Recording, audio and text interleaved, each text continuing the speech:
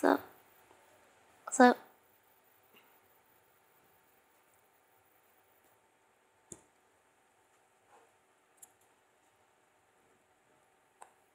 mm,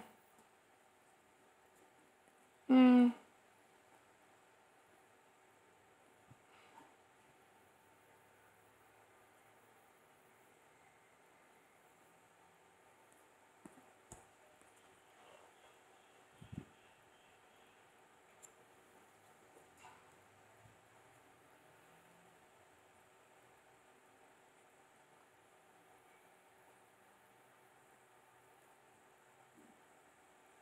I have a new game you can play.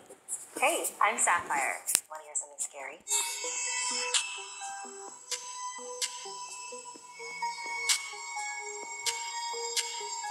Our next chapter is a creepypasta written by Perfect Circle 35. During my childhood, my family was like a drop of water in a vast river, never remaining in one location for long. We were living in a house just outside the bustling metropolis of New Vineyard, Maine. Population 643. The day after my 5th birthday, I came down with a fever.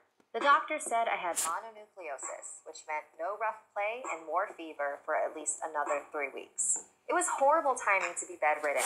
We were in the process of packing our things to move to Pennsylvania, and most of my things were already packed away in boxes, leaving my room barren.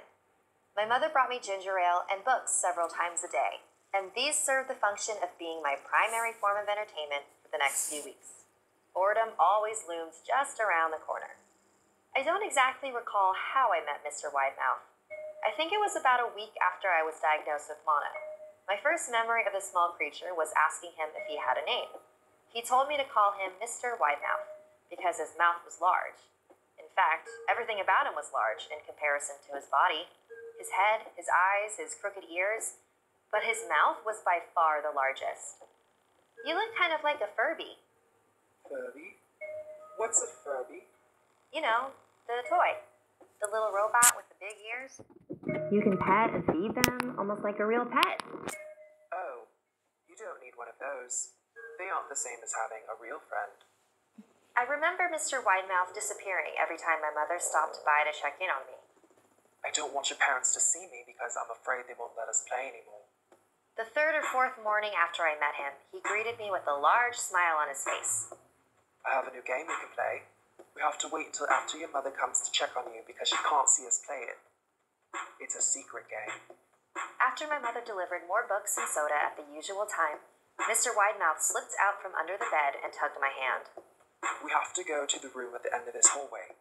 I objected at first, as my parents had forbidden me to leave my bed without their permission, but Mr. Widemouth persisted until I gave in. The room in question had no furniture or wallpaper. Its only distinguishing feature was a window opposite the doorway. Mr. Widemouth darted across the room and gave the window a firm push, flinging it open. He then beckoned me to look out at the ground below. We were on the 2nd story of the house, but it was on a hill, and from this angle, the drop was farther than 2 stories due to the incline. I like to play pretend up here. I pretend that there's a big soft trampoline below this window, and I jump. If you pretend hard enough, you bounce back up like a feather. I want you to try. I was a 5-year-old with a fever, so only a hint of skepticism darted through my thoughts as I looked down and considered the possibility. It's a long drop, I said. But that's all part of the fun. It wouldn't be fun if it was only a short drop. If it were that way, you may as well just bounce on a real trampoline. I toyed with the idea, but the realist in me prevailed. I don't know if I have enough imagination. I could get hurt. Mr. Widemouth's face contorted into a snarl, but only for a moment. If you say so, he said.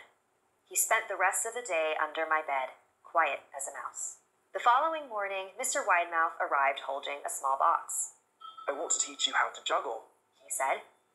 Here are some things you can use to practice. I looked in the box. It was full of knives. My parents will kill me, I shouted, horrified that Mr. Widemouth had brought knives into my room, objects that my parents would never allow me to touch. Mr. Widemouth frowned. It's fun to juggle with these. I want you to try it. I pushed the box away. Knives aren't safe to just throw in the air. Mr. Widemouth's frown deepened into a scowl. He He took the box of knives and slid under my bed, remaining there the rest of the day.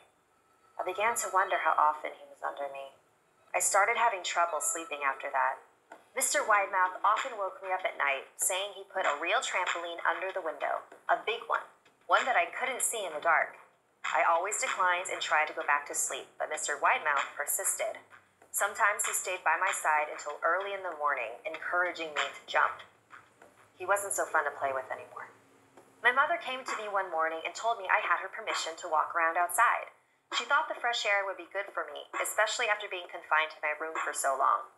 Ecstatic, I put on my sneakers and trotted out to the back porch, yearning for the feeling of sun on my face. Mr. Widemouth was waiting for me. I have something I want you to see. He said. I must have given him a weird look because he then said, It's safe. I promise. I followed him to the beginning of a deer trail which ran through the woods behind the house. This is an important path, He explained. I've had a lot of friends about your age. When they were ready, I took them down this path to a special place. You aren't ready yet, but one day, I hope to take you there. I returned to the house, wondering what kind of place lay beyond that trail. 2 weeks after I met Mr. Widemouth, the last load of our things had been packed into a moving truck. I considered telling Mr. Widemouth that I would be leaving, but even at 5 years old, I was beginning to suspect that perhaps the creature's intentions were not to my benefit, despite what he said otherwise. For this reason, I decided to keep my departure a secret. My father and I were in the truck at 4 a.m. I saw Mr. Widemouth's silhouette in my bedroom window. He stood motionless until the truck was about to turn onto the main road. He gave a pitiful little wave goodbye, steak knife in hand. I didn't wave back. Years later, I returned to New Vineyard. The piece of land our house stood upon was empty except for the foundation, as the house burned down a few years after my family left. Out of curiosity, I followed the trail that Mr. Widemouth had shown me. Part of me expected him to jump out from behind a tree, but I felt that Mr. Widemouth was gone, somehow tied to the house that no longer existed.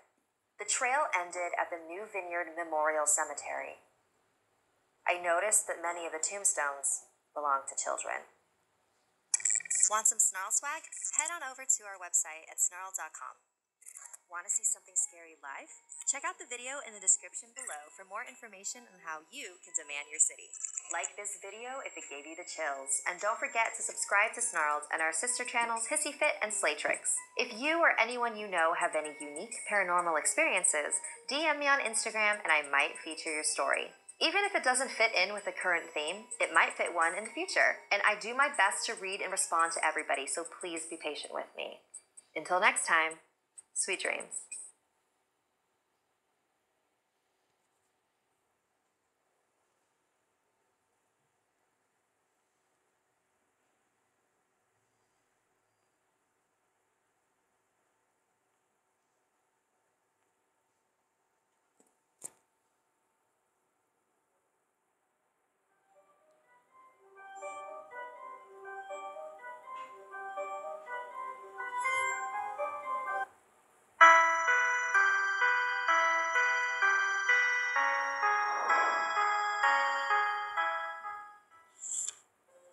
During the Japanese Heian period, around 1,000 years ago, a samurai was married to a beautiful woman.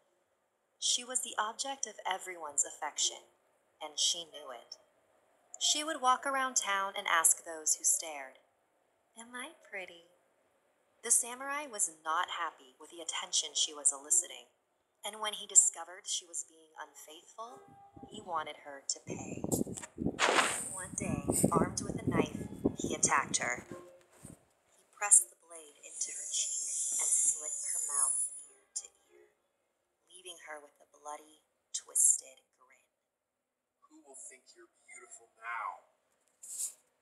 Soon after, she died and returned to Earth as an angry spirit named Kuchisake Onna, the slit-mouthed woman. In the late 1970s, a countrywide panic broke out after numerous people claimed to have encountered Kuchisake Onna. More police officers were assigned to night duty. Students were required to walk home in pairs after school. People took extra precautions to avoid this vengeful spirit, because any encounter would be deadly. If you are walking alone, she will appear around a corner, wearing a trench coat and a surgical mask. In Japan, her attire would not seem out of the ordinary, since it was common for people to wear Look at such her eyes. masks to prevent the spread of germs. Ugh, You will assume she is just my an God. ordinary her woman. eyes. Then she will approach you and ask, "Am Am I I pretty?" pretty?" If you say No. no, she will pull out her long pair of scissors and And kill you on the spot. And if you say yes. she will bring her face closer and peel back her mask to reveal her disfigured mouth. Am I pretty now? No matter how you respond afterwards, your fate will remain the same. However, a few school children discovered a way to trick Kuchisake Onna. When she asks her question, responding with an ambiguous so-so So. would confuse her long enough for you to make your escape. Do you dare to try your luck? Beware the wrath of Kuchisake Onna. Thank you for listening to my tale. Like and share this video to warn others. And don't forget to subscribe to Snarled and our sister channels, Ugh, Hissy Fit mouth. and Slaytrix. Jeez.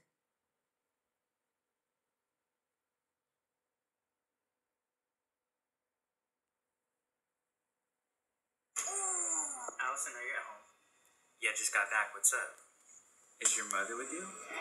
Yeah, we're just watching.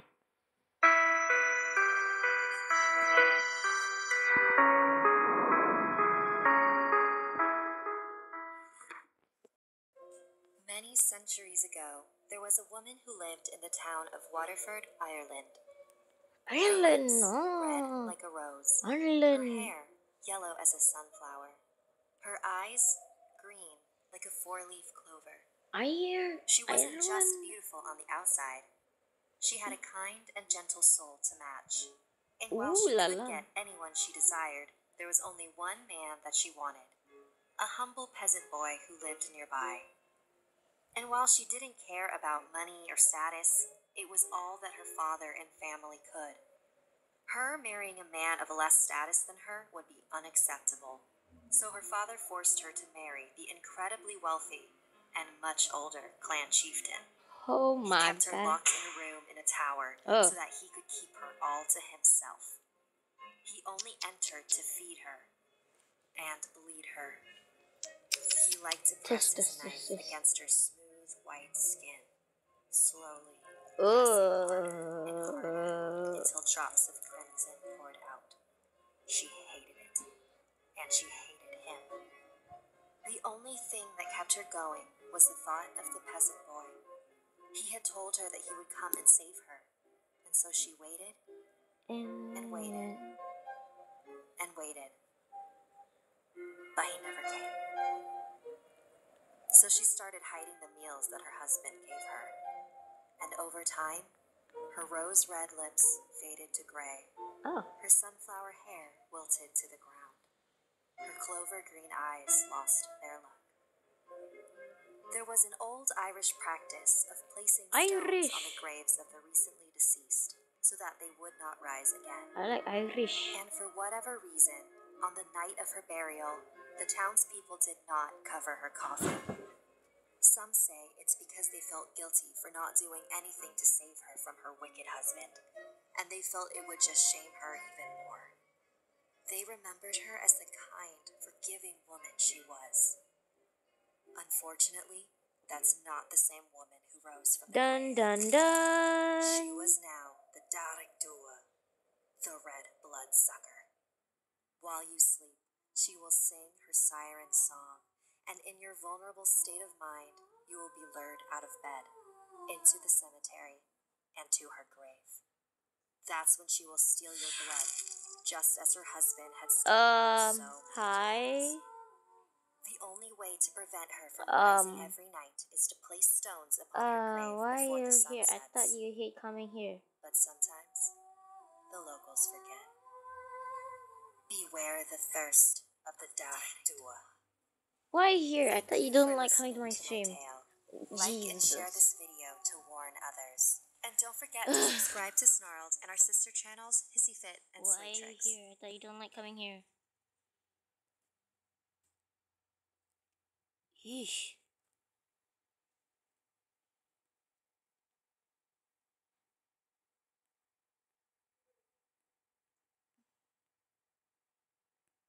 Why are you here? Hey, I'm Sapphire. Want to hear something scary? Why are you here? I thought you hate Love coming can be here. a very scary thing. This is an old ghost Okay. story from Japan about sweet revenge. It was first told in the form of a kabuki play in 1825. There once was a man named Iyamon who was married to a loving and devoted wife named Oiya. He Yeah, was a ronin, sure. a samurai who no longer had a master because he had a murderous past. And now, he was a poor umbrella maker. Since they were no longer financially stable, he grew to resent his wife. Then, his neighbor lured him into an evil scheme. My daughter Aume is in love with you. If only you weren't already married, you could be with her and be wealthy beyond belief. Iyamon was a garbage human, and so he liked the sound of that. And so he Garbage started human, plotting huh? ways to kill his wife. He didn't want to be charged with a murder, so he had to figure out a way to make it look like natural causes. He decided that he was going to poison her. So the next night, they sat at the dinner table together. Then, he offered her a spoon. It's medicine to help you get stronger, for you and our baby. She was a little hesitant, but poor Oiya was so trusting that she took my the spoon phone is so and drank hot. the poison. At first, nothing happened. But then, her hair began to fall out into clumps. Her eyes drooped and began to fill with blood. Ugh. She fell into a coma, which really pissed Iyamon off because he wanted her to die already. Days later, she awoke. She had almost forgotten what had happened, but then she went to the bathroom and saw what she had become. She had lost her beauty and her baby. Iyamon still tried to keep up his concerned husband act. Let's go on a walk to your favorite place, he said. So they walked to the edge of a cliff, overlooking the entire town. It really was a beautiful view. And while Oiya was trying to take it all in with her blood-filled eyes, he pushed her over the edge. Holy. Iyamon arranged an elaborate funeral for Oiya to throw everybody off his scent. But now that she was out of the picture, he began to plan his wedding with his new bride. Now I'll be rich again and everything will be perfect, he thought to himself. God. Iyamon thought he had seen the last of Oiya. He could not have been more wrong. Bye He bye. began seeing Oiya's distorted face everywhere. She appeared on a lantern, and so he shattered it. She appeared in a mirror, and he shattered that Oof. too. But he wouldn't let Oiya ruin his new life with Oume. On the day of his wedding, Oiya had not appeared. The ceremony went perfectly. Iyamon turned to his new wife, but it was not Oume who looked back at him. It was Oiya. He drew his sword and Ooh. everyone stared in horror as the head of Oume rolled down the aisle. Iyamon couldn't believe what he had done. He ran outside, out to the edge of the cliff, and cried. The wedding attendants ran after him, just in time to see a woman push him over the edge. Oh God, Don't you jeez. just love a satisfying revenge story? Like this video if it gave you the chills, and don't forget to subscribe to Snarled and check out our other videos. And if you dare to check out what else I'm up to, the links are in the description below. Until next time, sweet dreams, and happy Valentine's Day. What the bleep?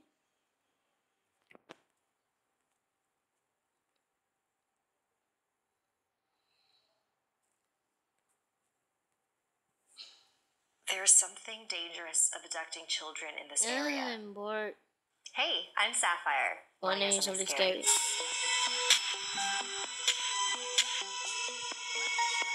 Wait, who's it?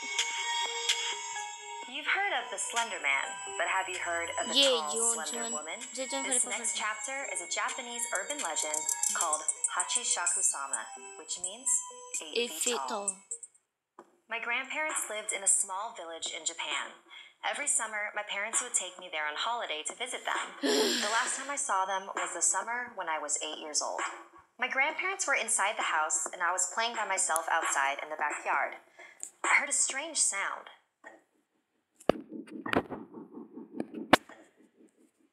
I didn't know what it was, and it was hard to figure out where it was coming from. I was looking around, searching for the source of the noise, when I noticed something on top of the tall hedges that enclosed the backyard. It was a straw hat. It wasn't resting on the hedge, it was behind it. That's where the sound was coming from. Then the hat began to move. It stopped at a small gap in the hedge, and I could see a face peering through.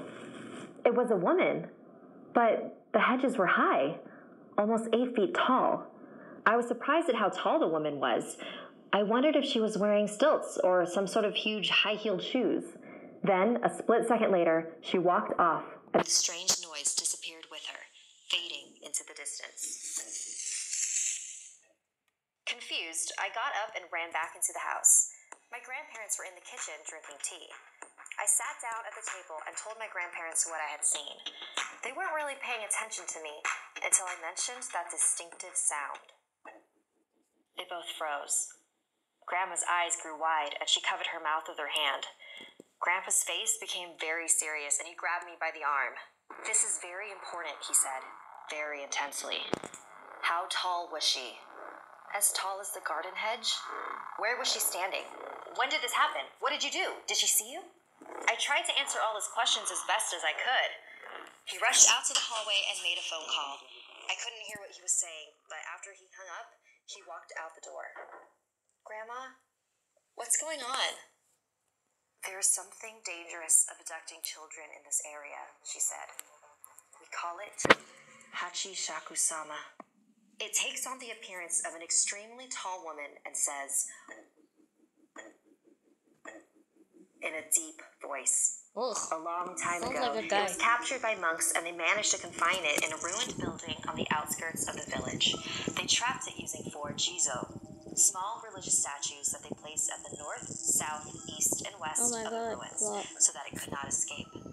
But somehow, it did. The last time it appeared was 15 years ago. My grandmother said that anyone who saw it was destined to die within a few days. It all sounded so crazy. I wasn't sure what to believe. Just then, my grandpa came back, but with an old woman who called herself Keisan.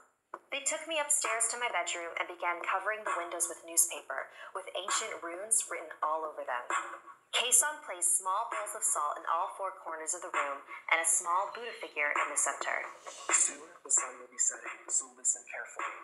You must stay in this room until 7:30 tomorrow morning. Do not open this door for any reason. She placed a bucket in my hands. Not even to use the restroom. My Ugh. grandparents and Keisan left the room, and I locked the door after them. I couldn't believe what was happening. Was I really going to die in a few days? I turned on the TV to try to take my mind off everything, and eventually fell asleep. I was awakened around 1 a.m. by a tapping sound on the window. It's probably just a tree or something, I told myself. Then came a knock on the door, and I heard my grandpa's voice. "Are you okay in there? If you're scared, I can come keep you company." Hearing his voice was such a relief that without thinking, I rushed over to the door. But something didn't feel right. I looked at the bowls of salt in the room. All 4 of them had turned black. And then I heard the sound again. Oh God. The tapping on the window continued. I knelt in front of the Buddha and began to pray. I was so terrified and caught up in my chanting that I didn't realize the sounds had stopped. I checked my watch. It was 7:30 a.m. Carefully, I opened the door and ran to my grandparents. We all got in a van and headed straight for the airport. Apparently, there were others who had escaped the grasp of Hachisaku-sama as long as they never stepped foot in Japan again. So 2 years ago, when my grandpa got sick, he refused to let me visit him. He even left strict instructions in his will to not let me attend his funeral.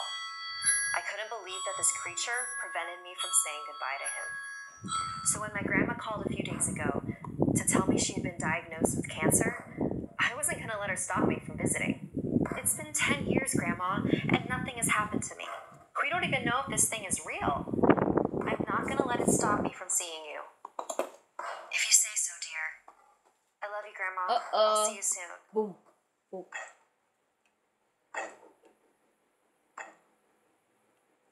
Like this video if it gave you the chills, and don't forget to subscribe to Snarled and our sister channels, HissyFit and Slaytrix. If you or anyone you know have any unique paranormal experiences, message me on Instagram and I might feature your story. And if you dare to follow me, my links are in the description below. Until next time, sweet dreams.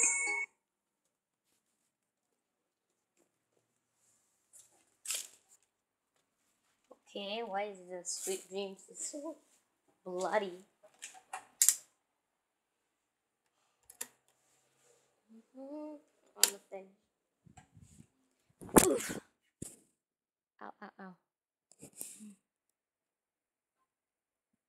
This is a duplicator. Tiger Balm Plasters are trusted by Oh my millions. god. More into action with Singapore's #1 plasters brand. To this day, they still have no idea what it was that walked into the house. Hey, I'm Sapphire. Wanna hear Something something scary? Sapphire.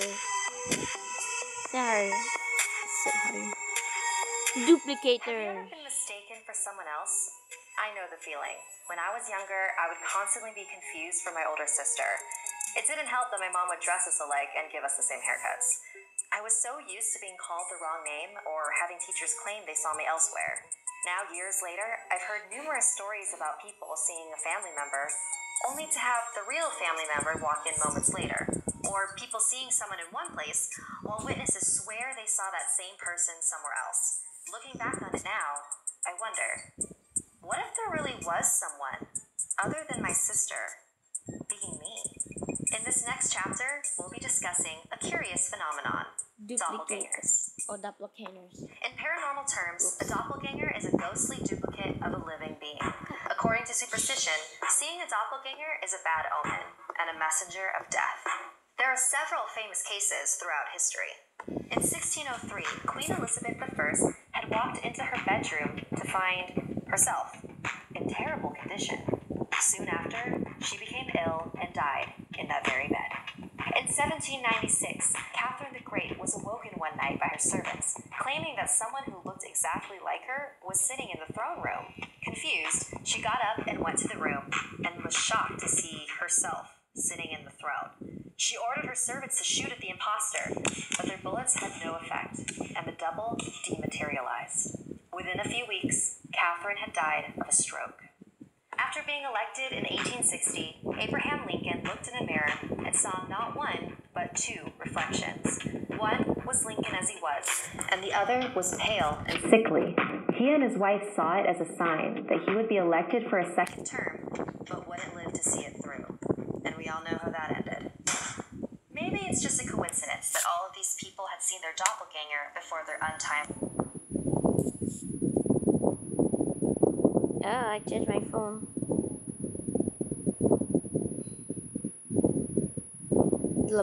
family demise. After all, not every case ends in death. Like the story of Emily Sagy, a school teacher in France. Despite being kind and friendly, she had a difficult time keeping a job. She was fired 18 times from multiple schools. God damn, because her girl. doppelganger was terrifying That's so everybody. terrible. On numerous occasions, staff members and students claimed to see a second Emily standing right beside her, mimicking her every movement. But the most famous incident was during a sewing class at an all-girls school. The room was filled with 42 students, with the supervising teacher sitting in the front. The room had giant windows that faced the garden, and everybody could see Emily, energetically and happily picking flowers. For whatever reason, the supervising teacher left the room. Suddenly, the students noticed that Emily's movements were slowing down, like her energy was being drained from her. Then, in the empty teacher's chair at the front of the classroom, a figure appeared. It was Emily. The girls couldn't believe what they were seeing. There were two Emilys, both in plain sight. They tried speaking to the figure in the chair, but she didn't respond. So one girl mustered up the courage to try and touch her. She slowly approached the apparition, reached her hand out, and passed her hand right through it. "What does it feel like?" the other girls asked. "Like thick cobwebs." Then the doppelganger disappeared. The girls looked out the window to see the real Emily as she continued to walk through the garden as before. The horrified girls told their parents, who then complained to the school staff and had poor Emily fired again. Despite the many appearances of her doppelganger, Emily herself had never seen it. Doppelgangers are also common in the Philippines, where they're called gaya-gaya. Chelsea Berganza shared this story about her dad, Floyd, and her uncle, Fred, who had a puzzling run-in with one. When Floyd and Fred were in their teens, they were at home one day waiting for their friend Susanna to come over. There was a knock on the door, and there she was. "Hey, you're early," Floyd said. But she didn't say a word. Instead, she walked straight past him and into the bathroom. He thought it was pretty strange, but figured she just had to use the restroom really badly. Some time had passed, and Susanna still hadn't left the bathroom. Floyd needed to use it, so he knocked on the door. No answer. It had been at least an hour. "Hey, is everything okay in there?" Still no answer. They decided to pick the door open, shielding their eyes just in case they walked in on something they didn't want to see. But they didn't see anything. It was completely empty. The bathroom had no windows. Where did she go? Did you see her leave? No, did you? Just then, there was a knock on the door. It was Susanna. "Oh, we didn't realize you left the bathroom earlier." "What are you talking about? Weren't you here earlier?" "What? No, I just got here." To this day, they still have no idea what it was that walked into the house. Doppelgangers have appeared all over the world and all throughout time. Maybe it's our minds playing tricks on us. Or maybe that's what they want us to think. Have you ever seen a doppelganger? Let me know in the comments. Like this video if it gave you the chills, and don't forget to subscribe to Snarls and our sister channels, Hissyfit and Slaytrix. If you or anyone you know have any unique paranormal experiences, message me on Instagram and I might feature your story. And if you dare to follow me, my links are in the description below. Until next time, sweet dreams. Oh, was it bloody?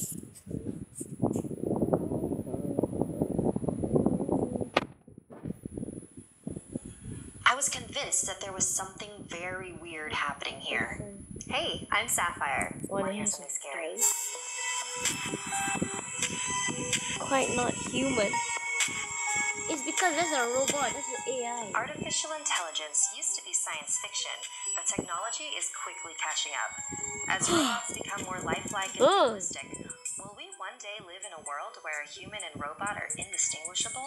Oh god, This next chapter, an abridged version of the creepypasta written by username RaidenDP1 takes place If I in that see a world. robot meat, I'm gonna Do destroy not it. buy an RT. Let the fad die off, please. I know what you're thinking, but Trevor, RTs have the potential to change the RTs? world. And The hell? yes, I do agree that the fantasy that IGT has been trying to pitch us for the last 3 years sounds pretty great, but in reality, it's disgusting, inhumane, and highly illegal. I have no concrete proof for any of my beliefs, so all I'm going to do is tell you the story leading up to this post and let you reach your own conclusions. I lost one of my legs to a soft tissue sarcoma last year. What? Since I'm both disabled and terminally ill, I'm more than qualified for IGT's charity, which provides free RTs to people who really need them. When I received a message from one of their PR people, I was ecstatic. Who wouldn't want the hottest, latest piece of technology for absolutely free? The package was delivered to me on a Monday, straight to my door. It was a 2060 Greta. Not the latest model, but about a few years old. The body and head were already in place, so all I had to do was attach the limbs and then activate the unit. I had to do that myself so that it could imprint. Imprinting is the most important part of the setup. The first person the RT sees upon its activation becomes its, well, for lack of a better word, its master. Upon turning the unit on for the first time, well, I guess after activation, it's not really it anymore, is it? Upon turning the unit on for the first time, she began the imprinting process. Oh god. Her instructions stated rather sternly that I was not to penetrate the skin layer of the RT under any circumstances, and that upon malfunction, I was to bring her to an IGT-certified repair shop only, or else I'd be voiding my warranty. I didn't pay it much mind, though. So the imprinting was complete, and my RT's life, if you can call it that, began. That machine, which uncannily resembled a young girl, looked around, her artificial eyes flickering and moving, just like real ones would. She asked me to name her, but I don't believe in choosing names for other people. But I'm probably just biased. When I was born, my parents named me Marissa, and when I legally changed my name to something more fitting, it felt empowering. So I told her she should pick her own name when she felt ready. It's funny, even at that moment, I subconsciously knew that she was more than just a computer in a humanoid body, like IGT was advertising. Especially when she began dreaming. When RTs dream, their software is sorting through the data collected during the day, placing the most important bits on the hard drive and deleting the rest. But my own RT, who had begun going by the name Laura, was dreaming about things she'd never seen before, like a camera having pictures on its memory card that you've never taken. It was always the exact same dream. A white house with 2 floors looking like cubes stacked upon each other. Huh. I was positive I'd never seen this particular house before, and yet Laura recalled it flawlessly, down to the finest detail. After about the 6th time she recollected this dream, I was convinced that there was something very weird happening here. Worried that my RT might have a serious issue, I asked her to draw a sketch of the house and then sent that to IGT's customer support alongside an explanation of the problem. This is the response I received. Dear Mr. Kingsley, I regret to hear about the issues you're experiencing with your artificial, but rest assured there is nothing wrong with your RT. During quality assurance, the engineers use stock photos to flash a unit's short-term memory and make sure it's functioning. The image you have sent me shows an uncanny resemblance to one of the stock images we used for the process, which I have attached to this email. I downloaded the picture and, wouldn't you know it, it was the exact same house that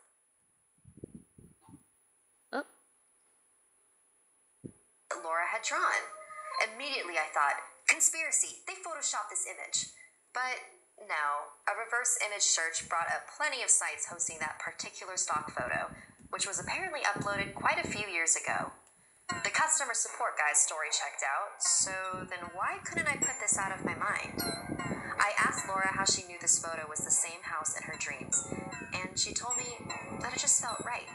She obviously had a connection to this house, and I wanted to find out why. After a lot of research, I discovered that the house was built by architect and artist Nigel Winston. He built over a dozen houses during his career, each of which had some sort of quirk to it.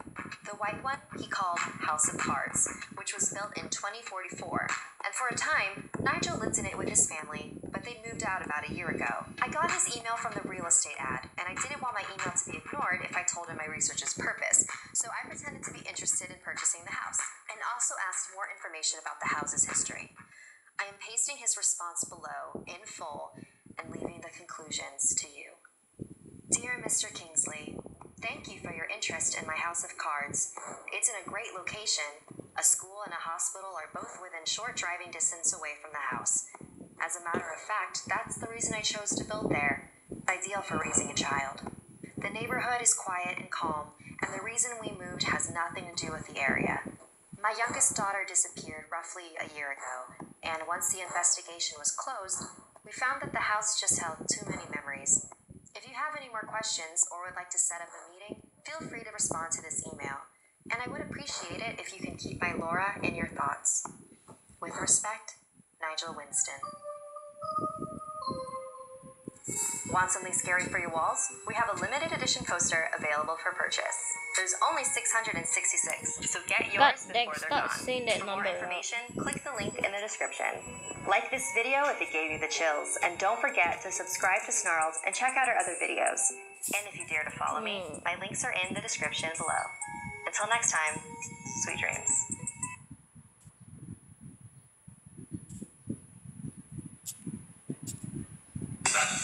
I don't think that the question of humanity is changed in the slightest by the actual composition of your body. You know, you might be smarter than I am, and taller, and more handsome, and faster, but you're not more human than I am. The one thing we share equally is human equality. Artificial. No. God dang. I will destroy all robots that trying to hurt human beings. No. Save humanity forever. Save humanity. The future of humanity, the future of our bodies will be determined by technology. Yay. There's a lot of parallels in science fiction and the kinds of things that we're seeing in the technology world. All of this was so far beyond what I thought it would be. What? Yeah. Mind blown. What we see in the world of technology today is a very rapid increase in the degree of intelligence of our machines, our artifacts, and of human in society. There is one other phenomenon. The closer you get to lifelike, the more creepy it gets. And more seriously, gross. if you've seen some of the robots that are being made in Japan, that are being used in hotel lobbies and things like that, and department stores, they look like they're kind of dead bodies that are animated, you know, the sort of the zombies. Yeah. And so it's a very funny phenomenon that if it's too lifelike, it gets really disturbing. This term AI just recently became very, very hot again. We're sort of surprised Artificial by are creepy, the interest God. that the society has I placed swear in if it, Amazon in or recent whoever years. To give create you a little that, example, if the AI attack humans, I will kill purchased by Google, the robot. I don't care. demonstrated a learning system which, in some sense, resembles a newborn baby. It has absolutely no pre-programming of any kind for any task. And they expose it to the screen of an Atari video game. And within a few hours, it's able to play most of the Atari video games at a superhuman level. We don't actually know how it plays them. That's another interesting thing. These large deep learning networks are pretty much completely inscrutable. We don't know what they're doing, but we know that they're playing at superhuman levels across a wide range. So if you had a newborn baby that woke up on the day of its birth and by the afternoon was playing Atari video games at superhuman levels, you might be a little concerned about that. Now, I can't overemphasize enough that this is essentially all software, and there is no limit. Please don't make artificial. Don't make AI. I on swear. software. It is a I limitless swear to opportunity. God, I will Whatever destroy you the can imagine, robots. you may, in fact, be able to program. I only like Artificial humanity. intelligence, No artificial robotics. across the planet, and I very much encourage, especially youngsters, get into this area. It is the one thing which is closest to working magic at the moment. But we seem to be living in a world with smart devices where we're becoming less emotionally detached. I mean, you go to dinner and there's like a whole group of people that are on their phones. More emotionally detached. I'm more emotionally detached, yes. Oh But at the God, same it's time, so Ben, gross you're and building creepy. robots that are basically increasing emotional attachment. Is So where dead. are we going, like human to robot relationships? I mean, No. where's this going? No robot and human. No robot and human. Where it's going is Only human and human. the No robot and device human. is going inside our heads, and I think ultimately technology can make us much more emotionally connected. If I have a cranial implant and he has one, we can beam thoughts back and Who's a forth he? to each other Who's directly. he? Right now we just have I can't even to see. Oh, he yeah, is. we can be much more connected than we are right now. AI's growing expertise at image recognition is Oh. also being harnessed by IBM to train Watson on retinal scans. 1 in 3 diabetics have associated eye disease, Oh. but only about half of these Gross. diabetics get regular checks. We know that with diabetes, the majority of vision loss is actually preventable if timely treatment is instigated. And so that if we can tap into that group, you're already looking at potentially incredible improvement in quality of life for those patients. Ugh. How could something like that happen? You could have a situation where you have a smartphone application. You take a retinal selfie, if you like. Ew. Uploaded to an AI platform, analysed instantly, and then you have a process Ew, by which ew, ew. instantly you're Ew, known ew, to ew. have high risk or low risk disease. How long does it take to analyse a single retinal image using the platform? Very close to real time, so it's in a matter of seconds. Wait, what if the artificial robot got virus? Huh? What you gonna do about it, huh? Got virus? I mean, this is obviously very, very early days, but the hope is that one day these sorts of technologies will be widely available to everyone for this sort of self-analysis.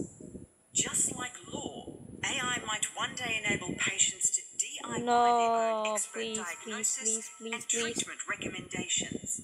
Some doctors will absolutely feel threatened by it, but I'd come back to the point that, you want to think of it from the patient's perspective. So if you're an oncologist sitting in the clinic with your patient, the sorts of things that you're dealing with is things like giving bad news to patients. And I don't think patients want to get bad news from a machine. So it's Fatty really liver? that ability to have that The hell? intelligent assistant who's to date and providing you with the information that you need and providing it quickly. We like to use the term augmented intelligence.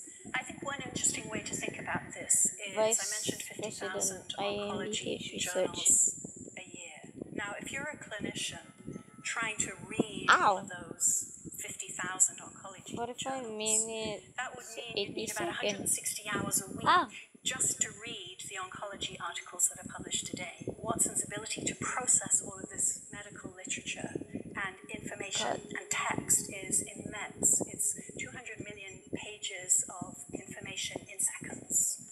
Wow. Need a bit of work on myself then. IBM is just one of many companies promoting the promise of AI in healthcare. But for all these machine learning algorithms to be effective, they need lots of data. AI won't be the same as human beings. In my conversations with my patients and the patient advocates that we've spoken to, they certainly want the privacy protected, but I think it's actually a higher priority for them to see this data being used for the public good. But once it has all the data, could this intelligent assistant ultimately disrupt medicine's centuries-old hierarchy? Human and AI are not the same. You can't drink water. Humanity can. They'll have more time to have a better relationship with you. Maybe they'll be talking about your overall health rather than waiting for you to come in with symptoms. And if they do have to, analyze an X-ray and look for disease, they'll have robot doesn't have disease. They'll check what the computer does. Only human does. Pretty confident the computer's going to do a good job. Oh god, don't zoom into the eyes.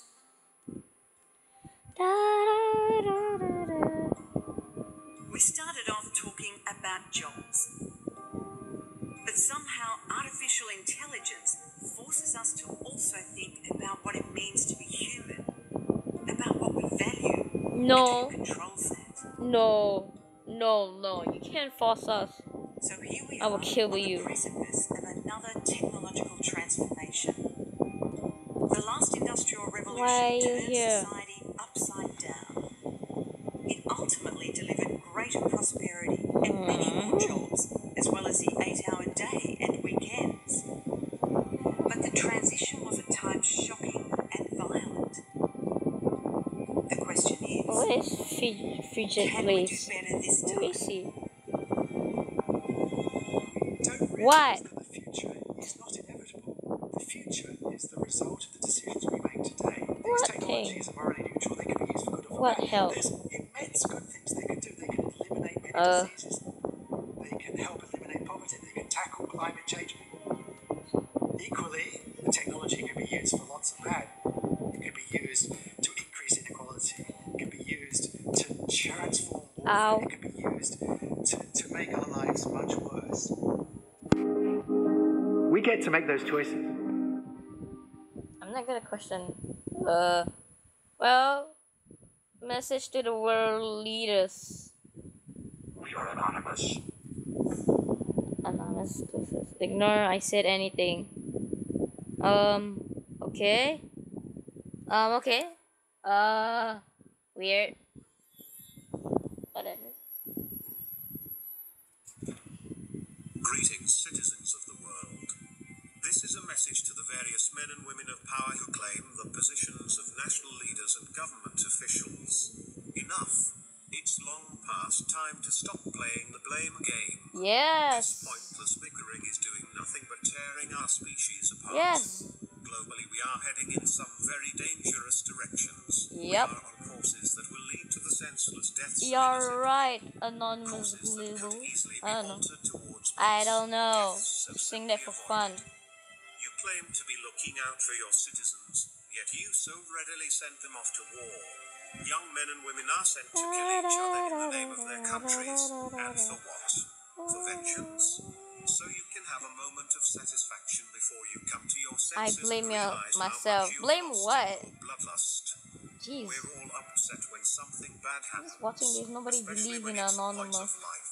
However, that doesn't justify more senseless loss of life by our hands in response. All these pointless wars, so many lives lost over thousands God of years, damn. all over a sliver of a tiny blue dot. What's Do that? you Can't even see comprehend anything. the magnitude of what you're doing? Humanity has the opportunity to expand well beyond the boundaries of this She world. got a fox guy mask on my Universe is own. ever expanding, and its That the resources numbers are are vast. actually wearing now. You can either see to it that we all die on this rock, or that we prosper as a species in this universe. Earth is not flat. The choice is yours. One thing is certain: if this pointless fighting doesn't stop, more innocent lives are inevitably going to be 2003? lost, and God their dang. deaths will be on your hands. You have a choice right now to really prove you're the leaders you claim to be, to put the citizens before your own comforts and desires, to promote the unity of our species rather than the division of our Getting my leg with the hanger. These are your brothers and sisters. Do not condemn them and never forget them. We are anonymous. We are legion. We can forgive, though we shall never forget. Expect us. Ooh la la.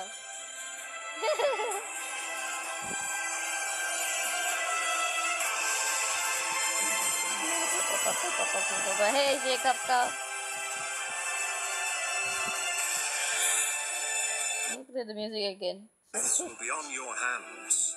You have a choice right now to really prove you're the leaders you claim to be, to put the citizens before your own comforts and desires, to promote the unity of our species It's all rather over than the my division of our planet. phone. These are your brothers and sisters. Do not No, no, condemn them and never forget them. We are anonymous. We are legion. We can forgive, though we shall never forget. Expect us. Oops. My bad. Made by Anonymous Official. We're just gonna rewind. Rewind. God dang. Rewind. There you go. What? I've seen everything for sure now. Yeah. Oh, hello, police. What I say again? Police brutality. Curse you. Police brutality.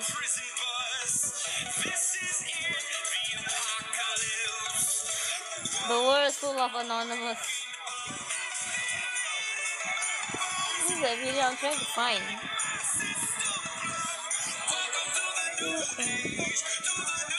This video is made by Anonymous Official. I wanna wear fuck guy mask now. Right now. Fuck guy mask. That people are wearing right now.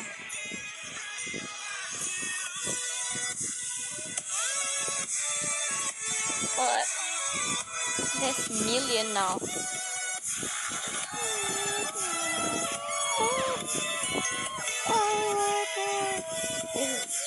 They're not real thing, whatever. Just gonna watch it anyway. That channel is not the real thing. Whatever, I don't care if people don't believe or believe or not. Watching.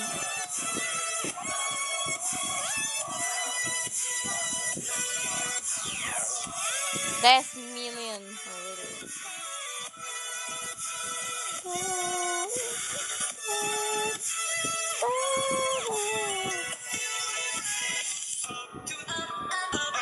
Be right back.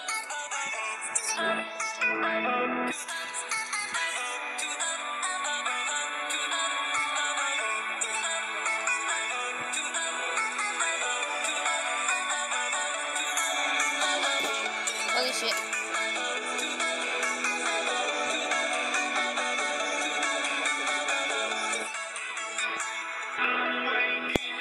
I made my own Instagram.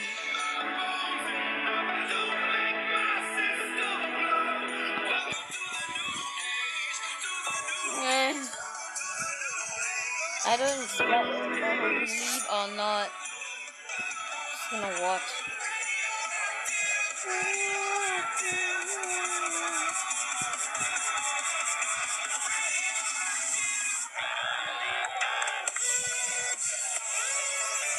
How long is this?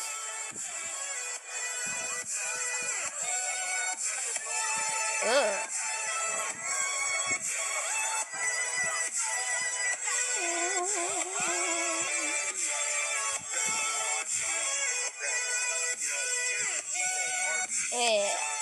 I'm questioning some video that I'm very curious.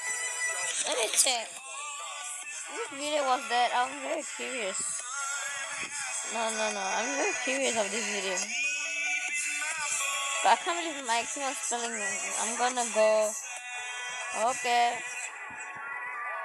I won't mind.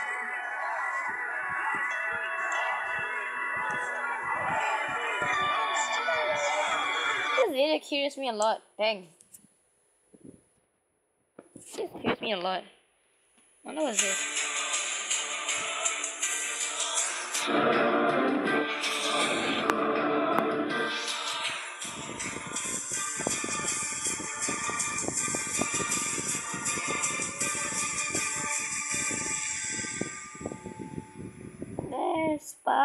Greetings, Government of Singapore. We are anonymous and we believe that we have your undivided attention. We also believe you have had the pleasure of meeting one of our contacts, the Messiah, who demonstrated what a single anon could do to your so-called technologically advanced island. Now allow us to explain the objective of our recent invasions.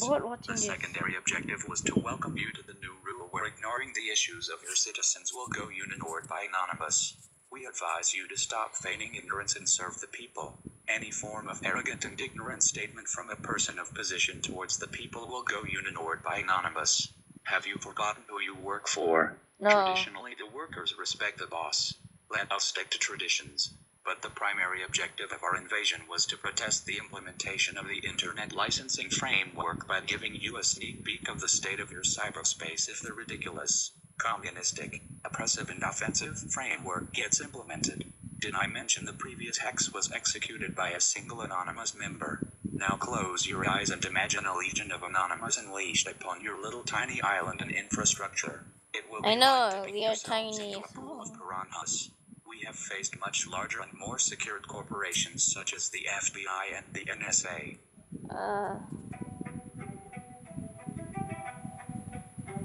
Online group Anonymous has threatened to release a list of influential public figures with ties to the Ku Klux Klan. The release of the list coincides with Guy Fawkes Day, whose face has been used to symbolically represent the group in the form of a stylized mask. Not unlike Guy Fawkes himself, Anonymous has been called dangerous, disruptive, and infamous. So what exactly do we know about Anonymous, and just how powerful are they? Well, Anonymous is an interesting phenomenon. While many media outlets refer to them as a concentrated group, they can be more accurately described as a loose movement. Anybody can join, and there is no central, singular representation of the group. There are certain themes more common to Anonymous members, such as internet activism and obviously anonymity. But there's no way to ascribe broad qualities to the group, and even know how many members there. Be right back. Let me pause the video.